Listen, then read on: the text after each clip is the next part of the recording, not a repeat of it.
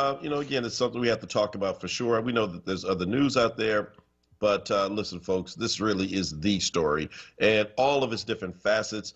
I found it interesting yesterday. So Trump broke his silence since like 5 days after the failed assault on the United States Capitol that he says he had nothing to do with. Like, hey, what did I do? Just by me telling him to go march up there and show strength at the Capitol? You think that was me? Because the reports are that I reveled in it as it was. Come on, guys. So his first public comments as he was heading to Air Force One to go to Texas to look at another failure of his. I mean, when you're under the spell of someone, you just can't see properly. No. And I feel sorry for people because, look, I mean, all right, you talked about relationships, right? So if you're of a certain age, everybody can say, whether it was when you were a teenager or in your early 20s, hopefully by the time you're out of your 20s, this never happened again. But we have all been there, right? So in love with somebody.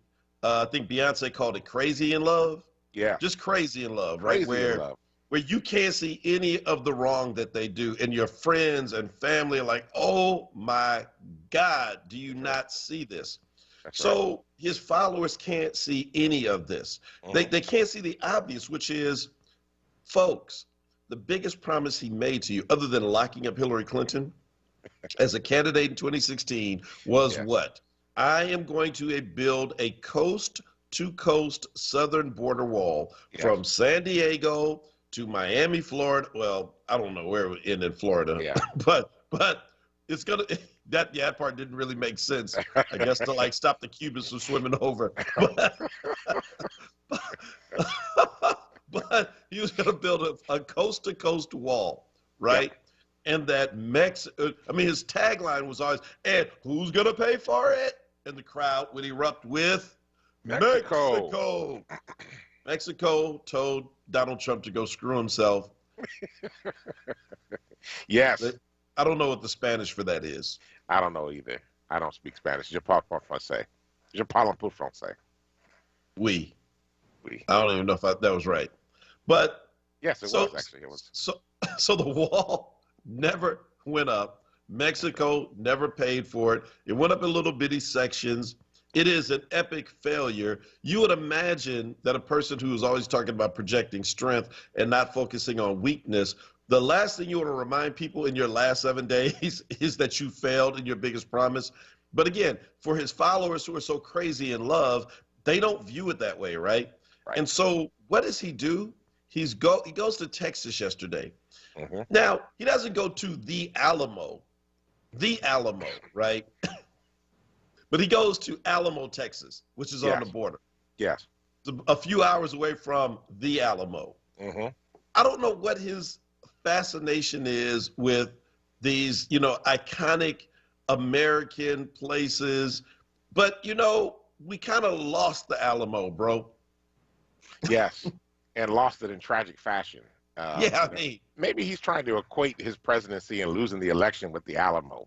So we'll be back. Well, it's not just we'll be back, but we're going to rise from the ashes, because remember the Alamo became, sort of a war cry in Texas, right? Every time they were battling the war down there. So, it became a battle cry. Remember the Alamo. And maybe they're going to say, remember Trump as a battle cry. Bruh, I'm just surprised to know, I'm surprised that he didn't roll out with his General MacArthur, Ray-Bans, and corn pipe. I'll be back. Dude. Well, first of all, he would need a military vehicle to do that. And let's just be honest, right? So the Joint Chiefs made a statement yesterday. Oh, my God. I don't know if you saw that, but the Joint Chiefs came out and had to make a statement basically saying that there will be a peaceful transition of power and that Joe Biden is the president-elect of the United States. Now, I got to be honest, I'm a little concerned about this. Actually, I'm a lot concerned about this. So, yesterday I was on the phone with our friend and colleague, the Reverend Alvin Herring, who's the Executive Director of Faith in Action nationally. It is the nation's largest faith-based organizing movement. And I shared with Alvin, I said, I have deep concerns about the Joint Chiefs of Staff jumping into this. And part of that is that we have a civil democracy, a civilian democracy, in that the military actually plays no role in politics. Right. And I said yesterday the Joint Chiefs of Staff entered into a space where they are now engaging in politics. And basically what the military is saying is, we are not going to back Donald Trump. We're going to make sure that Joe Biden becomes the president-elect on January 20th. This is a dangerous precedent that has just been set because we don't have military backing politicians. We have civilian authority, which actually makes it so that the civilians rule the military, not the military ruling the political candidates. And this is what happens. So now we've set a precedent where the military is basically saying, we're going to make sure that Joe Biden is sitting on the presidency. And it creates a scenario where the military could eventually say, well, the reason you're sitting here is because we said you were going to be sitting here, and we were going to order our military to make sure that you were sitting here. And I'm like, that's not how our democracy is supposed to work. It's very problematic they make that statement. Yeah, I don't think it's too problematic. I think you're making too much of it. I'm not making too much of it. This is a deep. I mean, this is totally against how our government was supposed to be situated. We should not have to depend on the military to ensure that a duly elected president is seated in office. We were supposed to have a peaceful transition of power. That is totally wrong. Well, listen, we've always had peace by the barrel of a gun, even when we want to admit it or not. I'm not talking about against foreign powers, though. I'm talking about on American soil. Domestically as well. I don't think it's other folk who ever wanted to give up power, but I mean, I think what I'm getting at is that I hear you, but it's a statement that had to be said, right? And who is that statement for? First of all, that statement is for other world leaders and other nations that are freaking out right now, who don't understand. I mean, America is a young democracy, but it is not a new democracy. And there is a lot that is already invested in this nation. And so the statement is one that is to calm people down. It's like, look, I know we don't need to say this, but let's just say it. We ain't getting in this mess, all right? The people have spoken. The Congress has already agreed. The vice president has signed off on it. The election is over. Joe Biden is the president-elect, and that is how things stand. So for all of the Trumpers who have this false hope that maybe we can have a military, you know what I mean? Every week it's like, all right, well, so Pence was no good. He couldn't do it. Who can do it now? Maybe the military. No, calm down.